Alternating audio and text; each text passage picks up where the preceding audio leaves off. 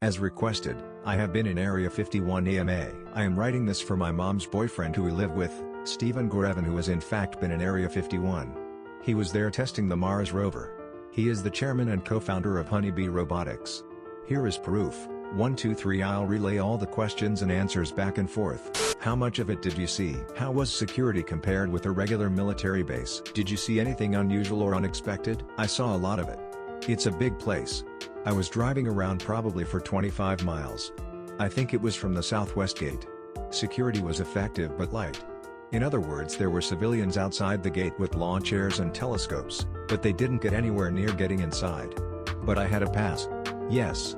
I saw a strange, it wasn't just me, two of us saw a strange aircraft flying low across the desert floor, and it went up and over these mountains that were in front of us. We figured it was a test flight of a secret aircraft. Based on what you saw of the low-flying aircraft, how many decades away would you estimate we are from hoverborne technology? This is an important and serious question, probably pretty damn close. According to Back to the Future, they should be around in 3 or 4 years. What is the most interesting fact you know? Let's just get straight to it.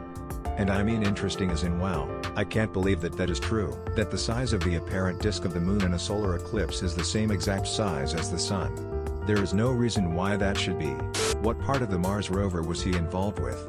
In other words, what field is he a genius in? It was for the rock abrasion tool. He was a member of the Mir science team. We were controlling it from JPL and pretending Area 51 was Mars. Will you really get shot if you cross the gate into Area 51 with no warning?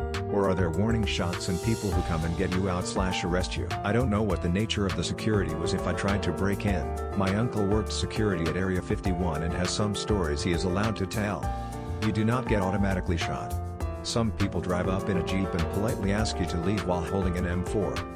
You say no and they shove you into the Jeep less politely. He did tell me how one night where some foreign people had found one of the signs that explained it was a military installation and were looking at it with strange looks on their faces.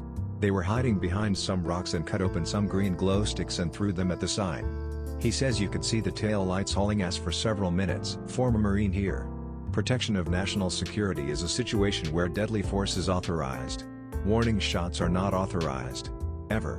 Since top-secret assets and facilities are deemed essential to the security of the United States, attempts to circumvent that security will be met with deadly force. This is not open to interpretation, since nobody wants to encourage 18 and 19-year-olds with guns to interpret rules. In short, don't try it. And the rules are the same across services. You don't want any interpretation on the fly. Well, since I'm on an Air Force base, are the rules diff? God damn it. The US military does not believe in warning shots. The fact that they carry guns is the warning. Would you really get shot if you cross the gate of any Air Force base? Those guns are loaded and not for show. Chances are, they will shoot at you if you breach security. What's your view on the Roswell UFO incident? I think it probably was the government, but they're not telling us the whole truth of what they were doing.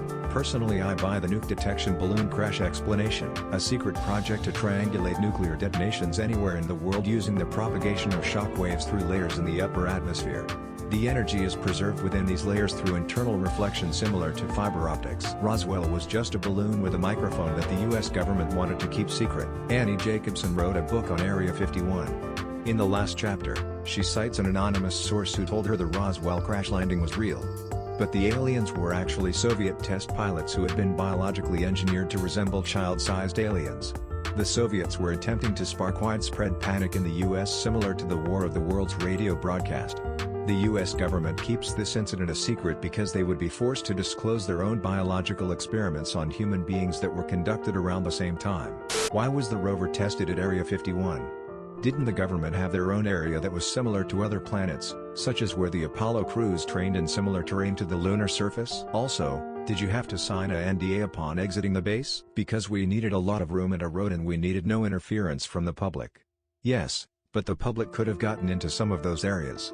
This was more secure, and I think also it had something to do with the communication facilities. We were trying to pretend we were on Mars, so we were relaying information from a satellite to the rover, so I think Area 51 offered us the perfect kind of logistics for that test. No. Probably I signed an NDA before I went there. I don't remember, but I probably did. I could give a shit less about aliens or other skeptical things that have been rumored to be there, but I want to know what kinds of aircraft testing goes on there. What kinds of crazy systems and aircraft are being hidden from our view? I know that's pretty much the real intent of Area 51 in its modern existence. Well, I'm not sure, but I wasn't there for aircraft testing. But clearly they're working on low-flying stealth aircraft, because that's I think what we saw. For what it's worth, during the Cold War we tested several types of Soviet fighter aircraft there. Did the workers ever get to do anything fun together at Area 51 to bond, team build, or blow off steam? Or was relaxing and getting to know co-workers discouraged? Was there a part of the base where you could have a beer and discuss your projects with co-workers in a more relaxed setting that encouraged creative problem solving? We were camping at night so it was relaxed, but we were among our team so we didn't actually interface with Area 51 people. We were just left off to do our thing in the desert. Did you have in particular expectations going into Area 51? How different/similar were these expectations to the real deal? I'm sorry, I don't know a lot about you or your company, but what has been the most exciting and/or significant event in your career so far? What does someone who co-founded a robotics company and visited Area 51 do in his free time? Smile. I answered the first one already. To the second one, getting the first telemetry from Mars that my instrument worked. Me, that was the most exciting? Steven: oh yeah. No question. Third question, take hair out of drains. You've implied that the crazy awesome stuff you may or may not have witnessed wasn't necessarily at Area 51, so here's how I'll frame my question. Regardless of location, what was the most mind-blowingly advanced thing or technology you are aware of? Clearly you can name what the exact technology is assuming it's a technology, but please provide as precise a descriptor as allowable. For example, if you can't say Christina Hendricks, please say woman. If you can't say woman, say human. If not human, mammal, animal, life form, etc. I would say entry, decent, and landing our Martian spacecraft. Thank you for watching the video. If you're new, please be sure to subscribe, like and turn on post notifications so you never miss an upload. Post your own stories in the comments down below.